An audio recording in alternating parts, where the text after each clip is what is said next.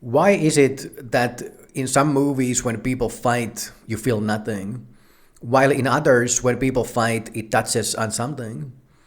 Action as a genre is seen as dumb entertainment for the masses, yet certain action movies move your soul in ways many deeper dramas can't.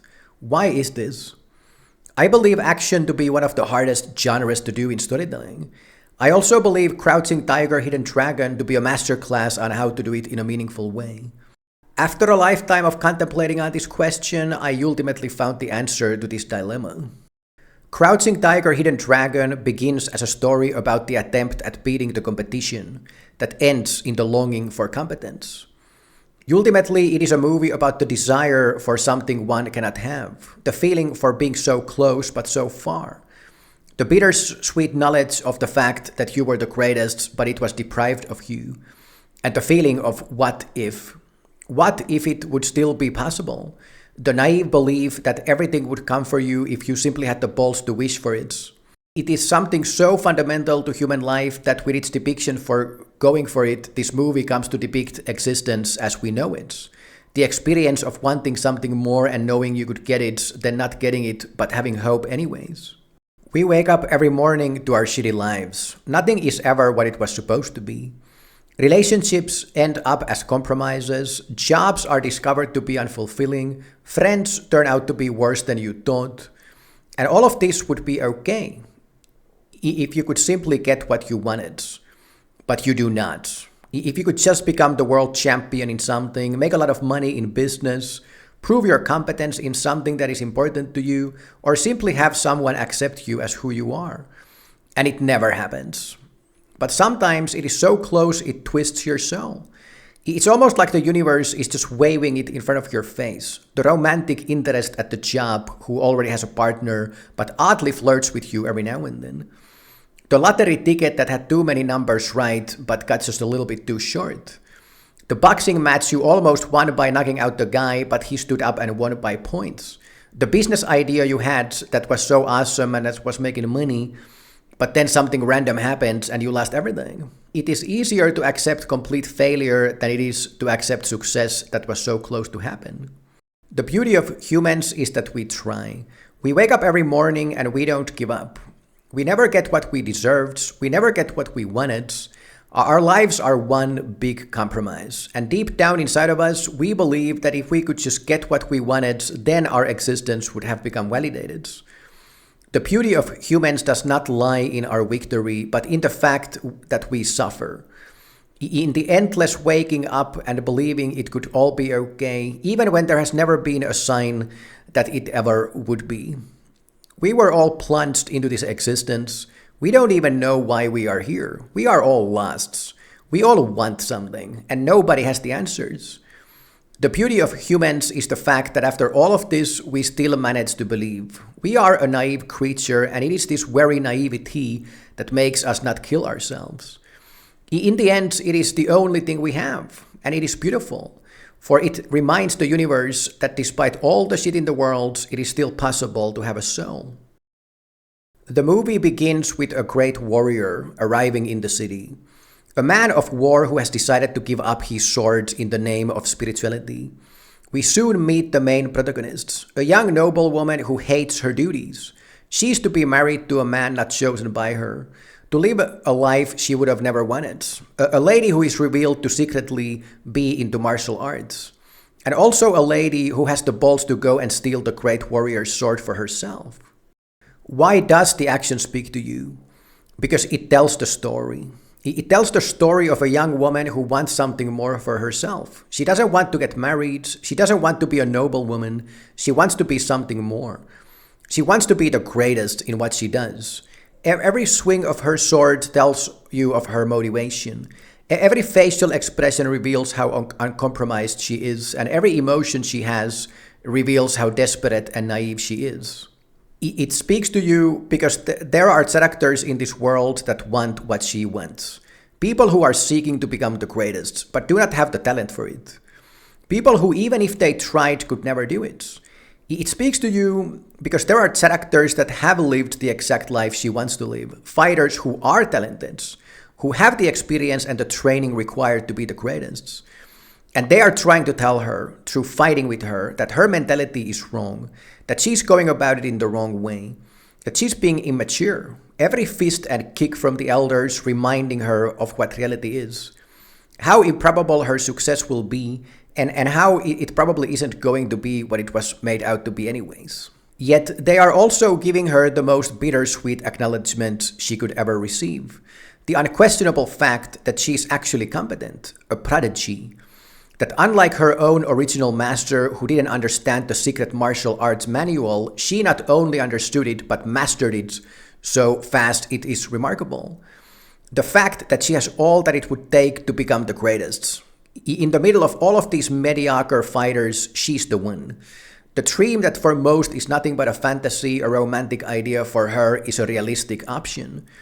She encompasses the very thing they all want, the capability to be something more than what they are. It is almost like it is her birthright to do whatever she pleases because she's so competent. But this is an immature idea, a drive that must be tamed. And in the end, she realizes that they were right. Chooses to become the student of the great master who never wanted anything more than a student as competent as her, who would be completely okay with the idea of her leaving the noble life. In the end, he wants to give her everything she wanted, and she realizes she wants his teachings more than she wants to be an immature brat beating everybody for no good reason, just to prove herself. But it is too late. As she is about to receive everything she ever wanted, as she has tamed herself and learned from her mistakes and realized that her naive wish could actually become true, the master dies. And it is all taken from her. After a lifetime of contemplating on what makes a good action movie, I realized that all great action stories are about competence. They are not about the fighting, they are not about cool action scenes, they are about competence. The fighting is not about the kicks and the punches are about who is more competent. But if you just have two guys fight, it doesn't matter what the outcome is. The idea of competence has to be built within the dynamic. In the emotions of the characters, in their motives, in their hopes and dreams, in the necessity for it. For in all successful cases of brilliant action, competence becomes an answer to something. It fixes an emotional problem. It gives the character what they wanted or deprives them of such in failure. Even if competence isn't the main idea of an action movie, it still ends up playing a crucial role. Even if the movie is about a man saving their family, the fact remains that whether he can save his family or not rests on the shoulders of his competence. In great action movies, every single circumstance is always in relation to the competence levels of the people involved, whether in victory or defeat. Even if the hero fails or loses, the scene is still about competence, because had he been more competent, they would have not failed. In Crouching Tiger, Hidden Dragon, what she wants is competence itself, which is what makes the movie so beautiful. While she does want the outcome of a free life, maybe an independent income, maybe recognition from others, what she wants even more is competence itself, which is the wisest desire if one truly wanted to be competent. So all the fighting scenes in the movie at the end of the day are about the same thing. Her proving her competence, or someone else proving their competence, or someone's incompetence being revealed. By building this desire between the fighting scenes, the movie manages to make every single fight an existential question to her character. Her entire existence is on the line in every single scene in this movie. How could the stakes be higher than that? This movie literally takes the one idea shared by all great action movies and makes it the main thing. So what makes competence? How do you depict competence in an interesting manner in a story? You take a person who is highly gifted and you pit her against people who are even stronger, more experienced. You build it such that she has talent but no experience. And you have the more experienced characters beat her, to make her feel deprived, to make her realize it is not going to be easy, to make her fight for it, to fight for competence. It is after all that competence cannot be gained without hardship. There is no greater depiction of competence than taking a naturally gifted person and having her lose to experience. It is the bittersweet realization that you are almost there but not quite. That you kind of have it, You have all the makings for it, but it is just a few inches too far for you to reach. The realization that you could have it, you almost get it, but then you don't. And to make it all stronger, you throw in a few incompetent characters, the ones who fail every time, to represent her fear of being one of them. To remind the viewer that this is a world where everyone doesn't make it, where it is possible to be the guy who, no matter how hard they tried, they would still fail. You make every character about the same thing. You have every character relate to the same idea in different ways. Ultimately, the attempt at competence is nothing more than a naive and a romantic belief of the idea that you could get what you wanted. Competence is about screaming to the universe, I have the right to be here. I have the right to be happy, to be fulfilled, to get what I wanted. I was born in this insane world and I'm a human being. I have the right to be something because I believe that would make me happy and I have the right to be happy. Competence is the solution to the pain of life. Or at least that is what all competitive people tell themselves. In some ways, competitive people are the most naive of them all. Competence is the most direct way to try to solve the problem of human existence. Unfortunately, it is also the most immature way. But that is not what this movie is about. The young lady has all the qualities of an immaturely competitive individual, but she learns from her mistakes. She learns to humble herself. She admits to her faults in the end. But that's the thing. This movie is not about wisdom. It is not about taming yourself. It is not about giving up on the idea of competence, no.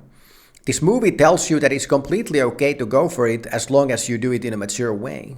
No. This movie is about the longing for it, the longing for competence. It does not end in some wise realization. It does not end in her getting it. It ends in her longing for it. It ends in her master being killed by a random dart.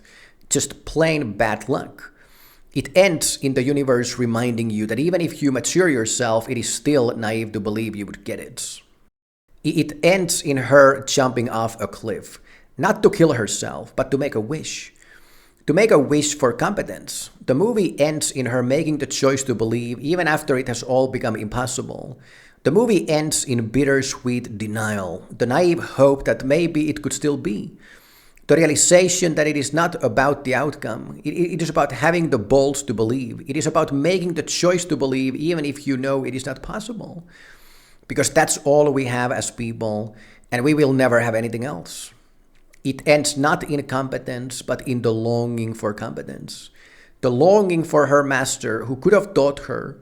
The master she rejected out of immaturity. The master she accepted after acknowledging her immaturity. And the master who was taken from her. Every single swing of a sword depicted her journey as a character, and it is beautiful. Crouching Tiger, Hidden Dragon is my personal favorite movie of all time. Starring Chow Yun-fat as Master Limu Bai, Michelle Yeoh as the experienced swordswoman, both of whom are some of the most legendary Chinese actors, Chang Chen as the robber king, Pei Pei Cheng as the incompetent teacher, and Zai Zhang as the young noblewoman. They all deliver the greatest performances, but I think Zai Zhang's performance as the young, immature yet highly gifted martial artist who hates her life is one of the greatest performances I have witnessed in my life. I cannot think of any other actor in any other role that I have ever seen that would have depicted the uncompromised attitudes of an immature rich brat who secretly wants to be competent better than this lady. This movie was nominated for 8 Oscars and won 4. Now, mind you, this was in the same year when Gladiator came out. I think she should have been nominated for an Oscar for her performance. Crouching Tiger, Hidden Dragon was her 3rd movie and the first big one. She had to struggle to get the part. They were not going to give it to her, but she fought the producers to give her the role. To this day, she remains my favorite character of all time. There is something so genuine in her willful attitude that it wins me over every time. Can you imagine how she must have felt at the time? Having not done many movies and having this opportunity. The idea of getting into a big movie with big names. It's right there in front of you. You are kind of getting the part, but then not quite. So you fight for your right to be in this movie. You proved the producers you could do it. A movie about competence.